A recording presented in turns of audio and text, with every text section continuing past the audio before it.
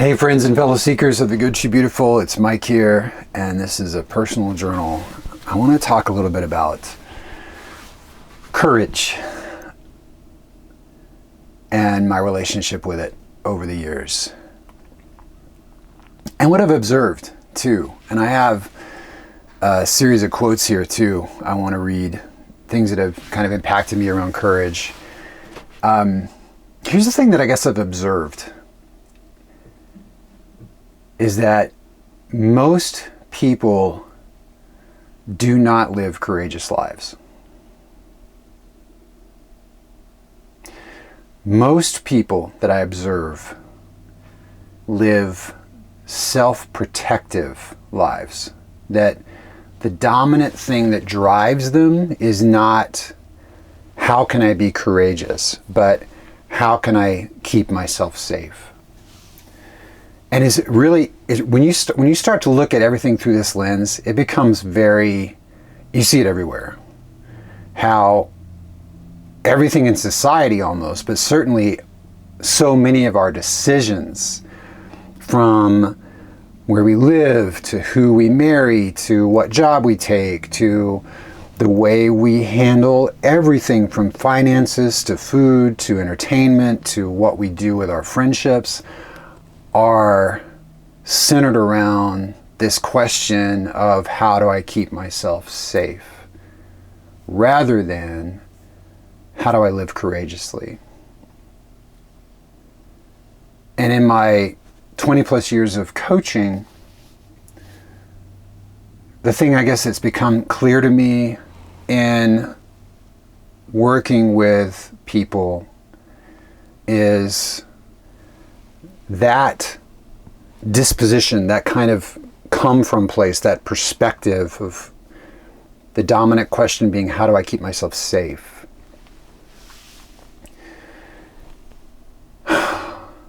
Is fundamentally detrimental to the human soul.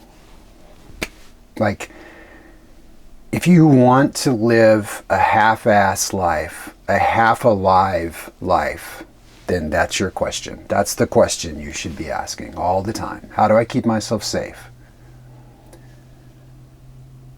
Because the result of that is that you probably will. I mean, your chances might be a little better that you will keep yourself a little safer. But you will definitely not thrive.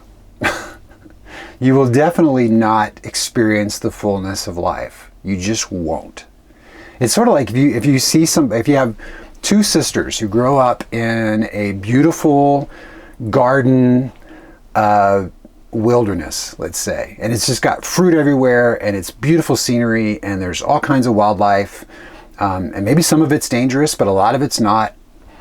And they're raised in this cave by loving parents, and one of them has this perspective of how do I keep myself safe, and the other one has how do I live courageously, as their come from place. You kind of know how this is going to go. Like, the one daughter, the one sister, will stay in the cave. You know, how do I keep myself safe? Well, I'll stay in the cave, and I'll establish a perimeter kind of outside the cave where I know the terrain. I will set up maybe some fences or boundaries, or if I do go out farther because I need to forage for food, I'll have well-marked trails and I'll know exactly where to go. So it's all about resource management and keeping myself safe. It has nothing to do with exploring beauty. It has nothing to do with experiencing new things. It has nothing to do with discovery. It has nothing to do with expanding yourself in any way. It has nothing to do with growth. It has everything to do with self-protectionism. How do I keep myself safe? Whereas the other daughter, the other sister, how do I live courageously? If that's your dominant question, man, she's gone. She's out there. She's exploring. She's gone on multi-day adventures up in the mountains. She's explored, she's learned all the animals. She's figured out how to name all the plants. She's probably gotten sick a few times trying different fruits. Maybe she got deathly ill a few times even because she stayed out in the wrong place. She got frostbite, she got hypothermia, whatever. She put herself in danger more. Maybe even broke a leg or two. I don't know. Stuff happened. But in the course of that, she has become more than her sister is or could be, I guess, in that same context. She's grown beyond her sister. She's become a more fully formed human being. She has greater capacity. She has greater joy. She has greater laughter. She has a deeper soul. I mean, like, everything about her life is richer and truer because she's chosen that second question to be her guiding question. And what has struck me, I guess, in 20 years of coaching is like, why don't more people live by that question? They live by the first question, and everything in our society seems to be structured around how do I keep myself safe? And most of our advertising and most of our social cues are about catering to your fear, right? I mean, even the news stuff that we see mostly is about, here are the 20 ways today that you should be afraid. And here's why you should be afraid of it. And here's how you should respond to your fear and manage your fear. Be afraid, be afraid, be afraid, be afraid. It's why we have gated communities. It's why we have, privileged clubs that nobody else can come into. Why we have these isolated enclaves of various kinds of things. They have to do with privilege and entitlement, but they also have to do with a sense of safety. How do I keep myself safe? And I get it, because like, I grew up in a home that was not safe, and around people who themselves did not feel safe, and being afraid was the dominant mantra of the family. And I grew up in a religion that was largely built around the notion of you should be afraid, and the way you manage your fear is by getting yourself on the right side of God. If you get yourself on God's good side, you'll be safe. But it was based on fear. If you don't get yourself on God's good side, then you're going to burn in hell, and like that. So I was raised in a context where fear was what was reinforced. Fear was what was taught. And my boundaries, my personal, intimate boundaries as a boy were violated. I was sexually abused as a kid. And so I had good reason to be afraid and to feel unsafe. And so I became really hypervigilant. I became super, super hypervigilant and self-protective, and I understood all too well why people do, why I should make that question of how do I keep myself safe the dominant question of my life. But the problem was that as I came into my, let's say, early teenage years, I became keenly aware of the fact that I was not free. And I just knew I wasn't free. In fact, it was the strangest thing to me, because I came to faith early, because I was raised in a religious home, and I came into a connection with God very young. Like, I was 5 years old when I had my first encounter with the divine. my earliest memory of prayer is that I prayed for two things constantly. And one of the things I always prayed for was wisdom. And the reason I always prayed for that is because there was a teaching in my church and in the Bible and the scriptures that I read from the book of Proverbs that just said you should always pray for wisdom. And I thought that's a good idea, because if I pray for wisdom, then I'll know how to navigate this madness that I'm in. Because even as a kid, I recognized that this is very unsafe. And I need to know how to navigate this. So I prayed for wisdom, so I'd know how to navigate the danger of my situation. But the other thing I prayed for was freedom. And it strikes me now, like how that poor young boy that I was, that he knew at 5 years old, at 6 years old, at 7 years old, he knew he wasn't free. I mean, just imagine what it takes for a kid of that age to be aware of the fact that they're not free. And so I wasn't free, and I prayed for freedom. That's the thing I wanted more than anything else. I want to be free. And living out of that question of how do I keep myself safe was not the question that would set me free.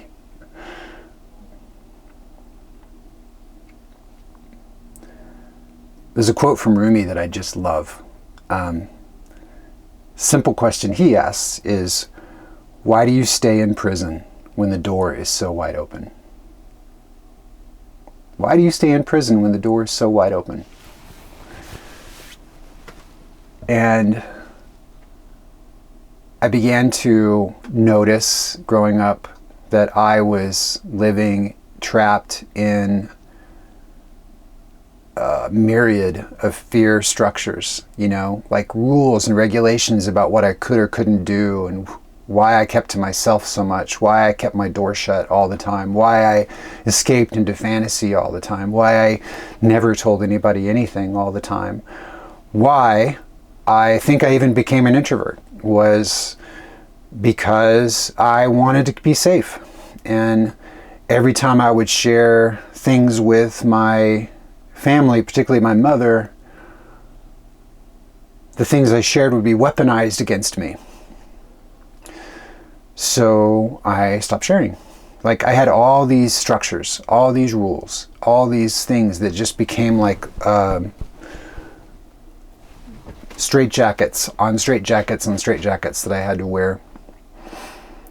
And how do I keep myself safe became, in itself, as a question, it became a prison for me. And I began to recognize that that was not the right question. That I would never be free if I kept asking that question. And so I did start, asking the different question of how do I live courageously? How do I live courageously? And that question, I think, is what saved me. I mean, honestly, and began to show me a way out. G.K. Chesterton wrote this. It's pretty cool. Courage is almost a contradiction in terms. It means a strong desire to live, taking the form of a readiness to die. A man must seek his life in a spirit of furious indifference to it. He must desire life like water, and yet drink death like wine. And I started to understand that for me to live, I had to be willing to risk dying, to risk losing it all, to risk exposing my tender heart, my broken heart to further injury. That other quote, of life begins at the end of your comfort zone, also was helpful, has been helpful for me. So living through that question of how do I live courageously became, I didn't switch immediately. It was more like a slow, transition from one to the other. And I'm still transitioning because there's some measure of how do I keep myself safe is always a good question to ask. I live full time in a van, and I'm always asking the question of how do I stay safe in this van. I'm sometimes parked in some pretty dodgy places, and I got to watch out for certain things. It's just sensible to do that. But I am living in a van, so that's living. There's a certain amount of courage involved in just choosing a lifestyle like that.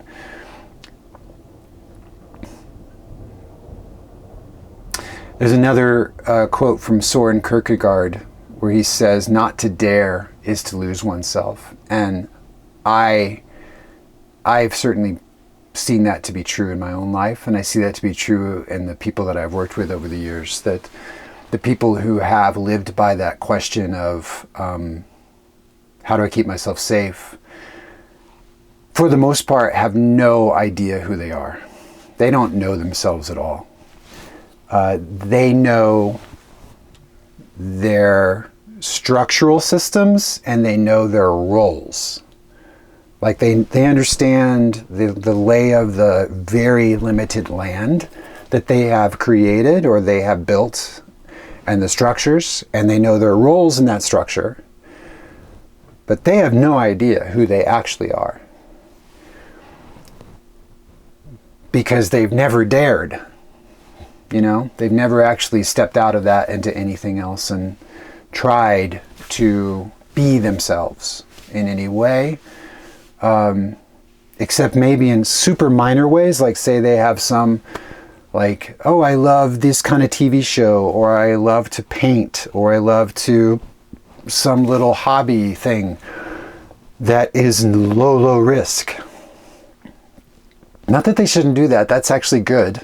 It's a way to live courageously. It's a first step. But I just believe that we have got to find a way, like I do in my coaching with everyone, but together, culturally, we've got to find a way to inspire each other more to stop living by this stupid question of how do I keep myself safe as the dominant question. Like it's a question that we should always have. I'm not saying that. It should not be the dominant question. The world is this terrifying, scary place where everything horrible is going to happen to you all the time is no way to live. It just is a stupid way to live, I think, because you're only here for a short while and you're a miracle walking around in this body, and it's a glorious thing to be here, to know that you're here, to be alive, to have a sense of yourself, to be sentient in a universe like this, and to know that you're here. It's just, it blows the mind. And then in that moment, in that situation, to go, oh, I just have to keep myself safe, is the wrong thing to do. Like, it's just not the primary thing to do, in my opinion. The primary thing to do is, how do I experience this to the full? How do I get out there and live this? How do I maximize the short time I have to drink it in, to suck all the marrow out of this experience, to really be alive in every conceivable way that I can. Not recklessly, because courage, like the Greek idea, is courage run amok is recklessness, and courage shut down is cowardice. But in the golden mean of courage, like to be mindfully risk-taking all the time. What's the strategic risk? What's the next step where I'm going to put myself at risk for the sake of my own growth, for the sake of fulfillment, for the sake of becoming more than I am, for the sake of becoming who I'm meant to be, all that I could be, all that I can be. And yeah, I'll ask the question, how do I keep myself safe in the process, or as safe as I reasonably can be? But safety is not the goal of life. It is not the goal of life. Here's a few more quotes and I'll close with this. It costs so much to be a full human being that there are very few who have the love and the courage to pay the price. One has to abandon altogether the search for security and reach out to the risks of living with both arms. One has to embrace life. Morris West. Amen, amen.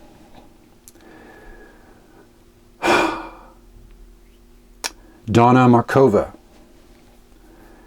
said this: I will not die an unlived life. I will not live in fear of falling or catching fire. I choose to inhabit my days, to allow my living to open me, to make me less afraid, more accessible, to loosen my heart until it becomes a wing, a torch, a promise. I choose to risk my significance, to live so that which comes to me as seed goes to the next as blossom, and that which comes to me as blossom goes on as fruit. Ah, so good. And then the last one by May Chevret.